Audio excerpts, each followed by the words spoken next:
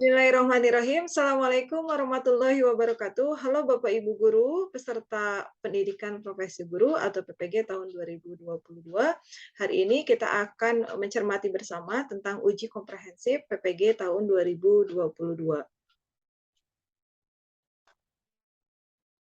Selamat Bapak Ibu sudah sampai pada tahap ini. Sebelumnya sudah melakukan pendalaman materi, kemudian pengembangan perangkat, pembelajaran, dan sekarang adalah tahap pada uji komprehensif. Dan ini akan menentukan apakah lulus atau tidak dan akan menuju PPL. Kita lihat di sini pembahasan desain PPG dalam jabatan tahun 2022, alur pelaksana pembelajaran PPG dalam jabatan 2022, kemudian yang kedua adalah uji komprehensif. Kita lihat uji komprehensif. Dan ini adalah alur pelaksanaan pembelajaran PPG dalam jabatan 2022, di mana Bapak Ibu sudah menjalani orientasi, kemudian belajar mandiri, kemudian pembelajaran PPG dalam jabatan, dan nanti terakhir UKM PPG. Nah, untuk pembelajaran PPG dalam jabatan itu ada 9 langkah, di mana langkah 1 dan langkah ketiga ini adalah pendahuluan materi, analisis materi berbasis masalah, literasi numerasi, dan HOTS. Kemudian langkah 4 sampai langkah 7 ini dikembangkan oleh Bapak Ibu di pengembangan perangkat pembelajaran atau desain pembelajaran inovatif. Kemudian sekarang kita masuk ke ujian komprehensif dan nanti ada langkah 8 dan 9 ini akan dilaksanakan di praktek pengalaman lapangan. Kita lihat uji komprehensif. Uji komprehensif merupakan penilaian yang dilakukan secara menyeluruh tentang kemampuan mahasiswa dalam mengidentifikasi masalah, penyebab, penentuan solusi terhadap masalah yang diidentifikasi, serta kemampuan mahasiswa dalam merancang rencana aksi dan rencana evaluasi. Selain itu, uji komprehensif juga dimaksudkan untuk mengetahui kemampuan literasi numerasi, HOTS, TPACK yang bersumber dari perangkat pembelajaran yang dihasilkan dari tahapan pembuatan rencana aksi dan rencana evaluasi. Dengan demikian, uji komprehensif merupakan proses mengukur kesiapan dan kecukupan kompetensi mahasiswa sebelum mengikuti PPL atau praktik pembelajaran inovatif. Untuk tahun 2022 ini, materi ujian mencakup ada 9. Yang pertama adalah identifikasi masalah, yang kedua adalah eksplorasi penyebab masalah, yang ketiga adalah penentuan penyebab masalah, yang keempat eksplorasi penentuan solusi, yang kelima penentuan solusi, yang keenam rencana aksi dan rencana evaluasi, yang ketujuh materi yang mendukung HOTS, yang kedelapan literasi numerasi, dan yang terakhir pengintegrasian antara teknologi informasi dan komunikasi, materi bidang studi, dan pedagogi atau TPACK yang secara keseluruhan tercakup dalam 2 set dokumen rencana aksi. Nah, ini adalah beberapa ketentuan uji komprehensif. Uji komprehensif untuk setiap mahasiswa dilakukan selama 1 JP, yaitu 50 menit, pada akhir tahapan pembuatan rencana aksi dan rencana evaluasi. Setiap mahasiswa diuji oleh 2 orang dosen prodi PPG yang keahliannya sesuai, dan ini bukan penguji, penguji itu bukan dosen pembimbing, pembimbing di perangkat pembelajaran sebelumnya. Nilai minimal kelulusan uji komprehensif ditetapkan 70 sebagai prasyarat mengikuti PPL. Ujian komprehensif dilaksanakan dengan platform G Suite direkam per mahasiswa. Jadi nanti Bapak Ibu masuk satu-satu ke ruang uji melalui Zoom meeting 50 menit dan tanya jawab oleh 2 orang dosen. Tanya jawabnya berhubungan dengan perangkat pembelajaran Bapak Ibu yang sudah dikembangkan sebelumnya. Nah, ini uji utama, penilaian acuan patokannya itu harus lulusnya adalah 70. Kalau lulus nanti lanjut ke PPL, kalau tidak lulus nanti ada uji ulangnya atau remedi.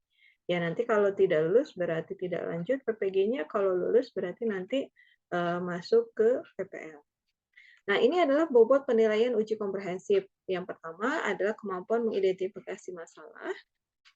Bobotnya ada 10, kemampuan mengeksplorasi penyebab masalah sama maksimal 10, kemampuan penentuan penyebab masalah, kemampuan eksplorasi penentuan solusi, kemampuan penentuan solusi, kemampuan membuat rencana aksi, kemampuan membuat rencana evaluasi, penguasaan materi yang mendukung host, penguasaan literasi numerasi, kemampuan mengintegrasikan TPA-CK dalam pembelajaran.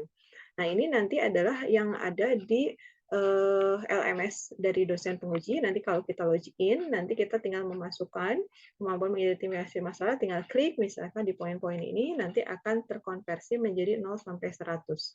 Nah, Bapak Ibu mari kita ingat kembali ya TPA-CK. TPA-CK singkatannya adalah, masih ingat ya Bapak Ibu, TPA-CK adalah Technological Pedagogical Content Knowledge ya.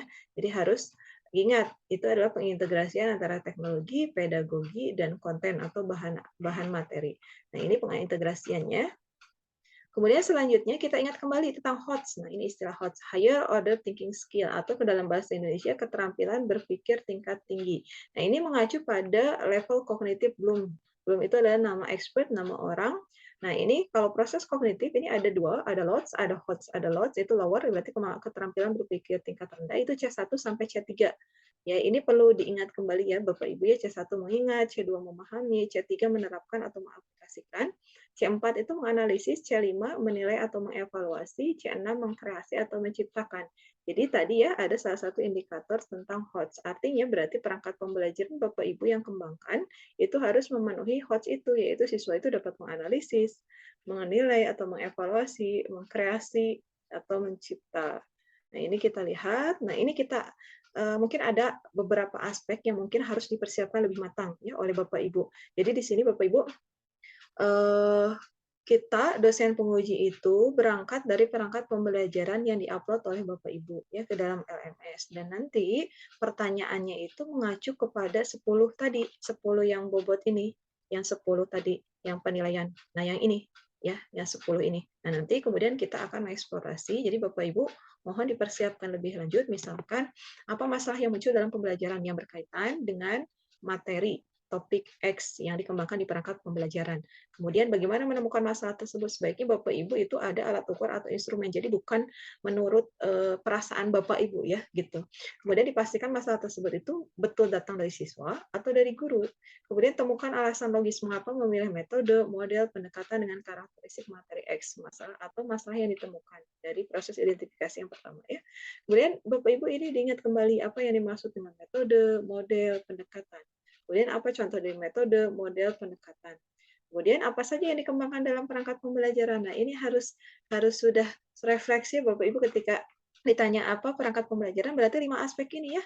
RPP, LKPD, bahan ajar, media ajar, dan evaluasi.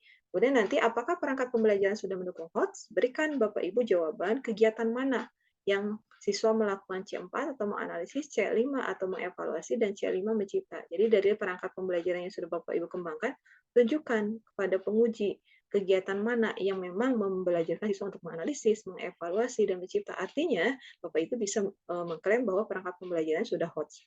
Kemudian, apakah perangkat pembelajaran sudah memenuhi penguasaan literasi numerasi? Nah, ini juga sama, berikan jawaban.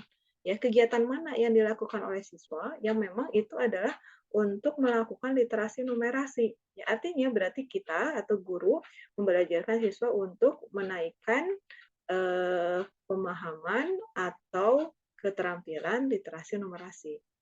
Apakah sudah yakin perangkat pembelajaran dikembangkan sudah mengintegrasikan TPA-CK? Tadi masih ingat ya, TPA-CK itu adalah technological, pedagogical, content, knowledge. Jadi ada 3 aspek, teknologi, pedagogi, dan bahan ajar atau konten. Nah, nanti Bapak Ibu bisa menjawabnya, menunjukkan teknologi apa yang dimanfaatkan oleh guru dan siswa dalam pembelajaran. Hati-hati, apakah teknologinya itu hanya dimanfaatkan oleh siswa, ya tanpa guru juga melakukan.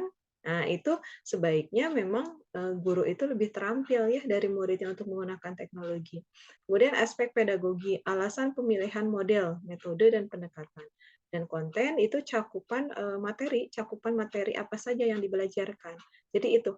Jadi tidak jauh dari perangkat pembelajaran, dan saya berpesan pokoknya yang dituliskan di perangkat pembelajaran Bapak Ibu ya, itu harus benar-benar dipahami kenapa saya memilih hal tersebut untuk disajikan ya, kenapa saya memberikan misalkan pertanyaan pengantar seperti ini atau memunculkan permasalahan seperti ini di dalam LKPD. Nah, itu harus disiapkan apa alasannya, alasan logis yang berkaitan dengan HOTS, kemudian literasi numerasi, dan TPA-CK.